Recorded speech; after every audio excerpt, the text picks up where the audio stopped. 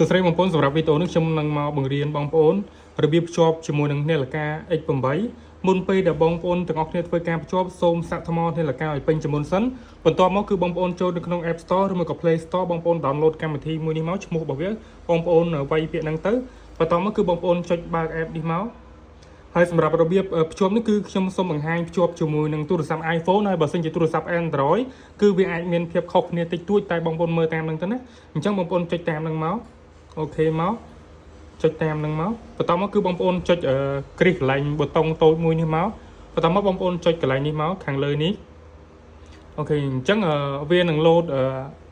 លេខនៅខាងនេះនៅពេលដែលវា load អស់គឺវានឹងចេញពាក្យ confirm អក្សរពណ៌ក្រហមមួយទៅបន្តមកយើងចុចពាក្យ confirm អូខេបងប្អូនចុច confirm មកចុច confirm ទៀតកន្លែងនេះគឺបងប្អូនមិនបាច់កំណត់អីទេបងប្អូនចុចពាក្យថា confirm អញ្ចឹងវានឹង load មកដល់ផ្ទាំងបែបនេះបន្តមកគឺបងប្អូនចុចកន្លែងសញ្ញារូបមនុស្សនេះ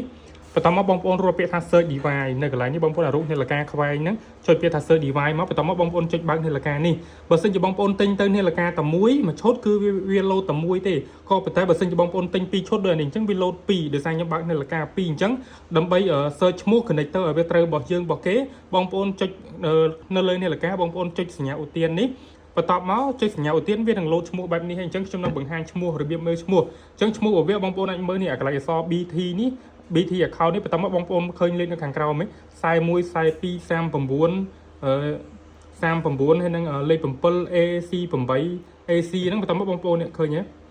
លេខនេះ41 42បងប្អូនមើលតែកតុយក៏បានដែរកតុយ AC អញ្ចឹងបងប្អូនចុចកន្លែងនេះមក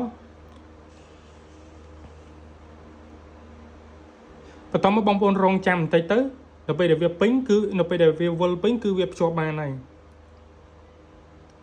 ហើយនាឡិកានេះផងដែរបើសិនជាបងប្អូនអត់ទាន់ connect ជាមួយនឹងទូរស័ព្ទទៅគឺវាដើរខុសម៉ោងតែនៅពេលដែលបងប្អូន connect ហើយគឺវាដើរត្រូវជាមួយនឹងម៉ោងនៅក្នុងទូរស័ព្ទរបស់យើងបន្តបងប្អូនចុចកន្លែងនេះមកអញ្ចឹងសម្រាប់ការភ្ជាប់របស់យើងគឺបានជោគជ័យហើយអញ្ចឹងនៅពេលដែលយើងភ្ជាប់ត្រូវគឺម៉ោងរបស់វាដើរជាមួយនឹងត្រូវជាមួយនឹងម៉ោងទូរស័ព្ទរបស់យើងហើយឥឡូវនេះគឺម៉ោង 8:27 ហើយនៅពេលដែលបងប្អូនភ្ជាប់ជាមួយនឹងទូរស័ព្ទហើយគឺនៅពេលដែលបងប្អូនចាក់វីដេអូចាក់អីគឺវា load ឮសំឡេងនៅក្នុងនាឡិកានេះហើយអញ្ចឹងយើងមានវិធីដើម្បីផ្ដាច់សំឡេងចេញពីក្នុងនាឡិកានេះអញ្ចឹងវាលឺនៅក្នុងនាឡិកានេះអញ្ចឹងដើម្បីផ្ដាច់សំឡេងចេញពីក្នុងនាឡិកានេះគឺបងប្អូនចូលទៅក្នុង Bluetooth តែកុំបិទ Bluetooth បងប្អូនចូលក្នុង Bluetooth នេះមកសម្រាប់ iPhone ចូលក្នុង Bluetooth បងប្អូនចុចជ្រើសរើសពាក្យថា Bluetooth បន្ទាប់មកបងប្អូនឃើញ connect លេខសម្រាប់លេខកូដនាឡិកានេះ L900 បូកសម្រាប់ connect នៅ Bluetooth នៅក្នុងនេះបន្ទាប់មក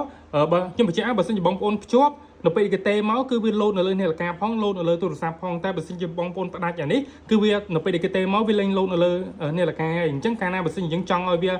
load នៅលើនាឡិកាពេលគេទេមកគឺយើងត្រូវចុច connect អានេះអញ្ចឹងបើសិនជាយើងលេងអត់ចង់ឲ្យមើលវីដេអូមើលអីវាលឺនៅលើនាឡិកានេះទេបងប្អូនចុចសញ្ញាឧទានបន្ទាប់មកបងប្អូនយកពាក្យ disconnect អញ្ចឹងវាលេងលឺនៅក្នុងនាឡិកានេះហើយតែបងប្អូនមិនបាច់បិទ Bluetooth ទេអញ្ចឹងគឺវាលេង connect ឯកាលណាបើសិនចង់ឲ្យ connect គេទេមកទេអីបានបងប្អូនចុចអាកន្លែងឈ្មោះមិញវិញទៅអញ្ចឹងសម្រាប់របៀបភ្ជាប់របស់វាមានតែប៉ុណ្្នឹងទេអរគុណច្រើន